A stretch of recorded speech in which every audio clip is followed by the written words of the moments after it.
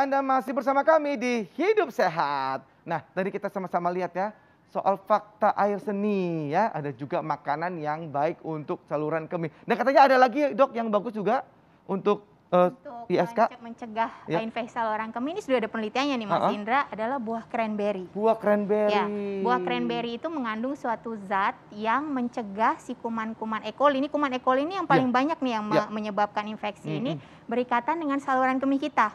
Jadi dia memblok kaki-kakinya gitu loh, si kaki-kakinya si E. coli. Jadi dia lepas lagi gitu dari saluran kemih. Jadi kalau ketemu buah cranberry dan tidak ada masalah dengan lambung, mungkin bisa dicoba untuk mencegah. Berapa banyak tuh dok buah cranberry dikonsumsi? Sebenarnya kalau buah sih cukup aman asal kita tidak ada masalah lambung ya, gitu. Tapi dia juga ada dalam bentuk kapsul. Tapi sebaiknya sih mungkin buah alami aja. Buah alami aja ya dok, ya lebih alami. Dan enak juga kan akhirnya punya ya dok ya. Dibikin jus mungkin ya yang tanpa gula gitu bisa. Baik. Nah ini ada juga yang enak-enak dok. Kalau berhubungan intim ya dok, itu katanya juga dapat menyebabkan infeksi saluran kemih. Kok bisa begitu? Fakta atau mitos tuh dok? Fakta. Fakta? Waduh. Mungkin Mas Indra pernah dengar istilah honeymoon cystitis. Honeymoon cystitis. Cystitis itu infeksi saluran, infeksi kandung kemih.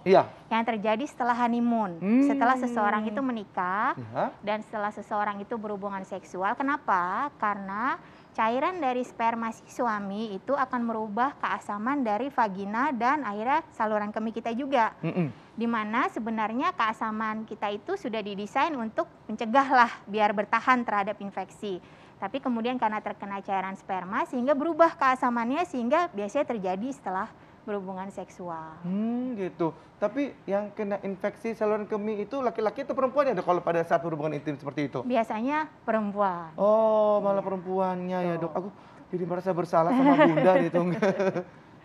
Itu ada hubungannya dengan higienitas juga nggak dok? Ya, yang tadi, jadi perempuan itu mempunyai satu faktor resiko lagi karena saluran kemih perempuan itu juga dekat dengan, mohon maaf, vagina ya, saluran kelamin perempuan ya, di mana kadang-kadang terjadi seperti keputihan, yang mulai gatal atau berbau, itu merupakan sumber kuman juga. Jadi itu merupakan salah satu tambahan faktor resiko selain dari kuman-kuman di saluran cerna gitu ya. Jadi memang perempuan ini agak banyak nih faktor resikonya. Nah ini kan banyak juga ada kalau misalkan mereka terkena itu infeksi saluran kemih seperti itu, untuk ke dokter itu agak malu dan sungkan gitu karena kan mungkin masih tabu ya. Aduh ada masalah di kelamin gitu kan dok ya. Nah tapi fakta atau mitos nih dok, infeksi saluran kemih itu jika tidak diobati itu dapat merusak ginjal. Fakta atau mitos tuh dok? Ini fakta, tapi ada penjelasannya nih ya Mas Indra. Jadi kapan suatu infeksi kan biasanya di awal dari bawah ya. Yang paling sering adalah dari bawah dulu. Tapi kemudian kalau misalnya ternyata ada tambahan kelainan, misalnya ada batu atau kelainan fungsi dari kantong kencing dia yang tidak bisa mengosongkan dengan sempurna.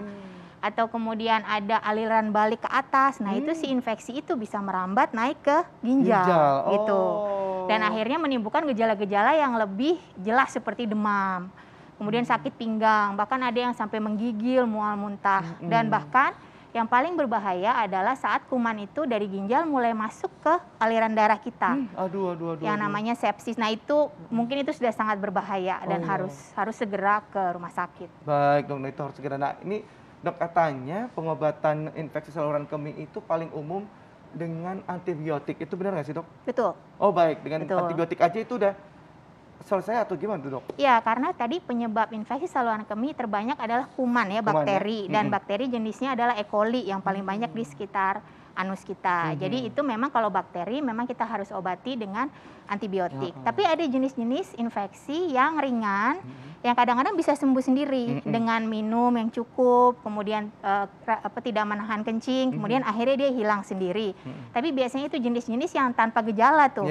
Tapi kalau udah mulai nyeri, udah mulai anyang-anyangan, segeralah untuk diperiksakan. Baik dok, mungkin tipsnya kasih dong terakhir nih dok untuk kita supaya tetap menjaga kebersihan, supaya kita terhindar dari infeksi saluran kemih. Baik, untuk tips-tips untuk mencegah infeksi saluran kemih, pertama tentunya kita harus minum yang cukup.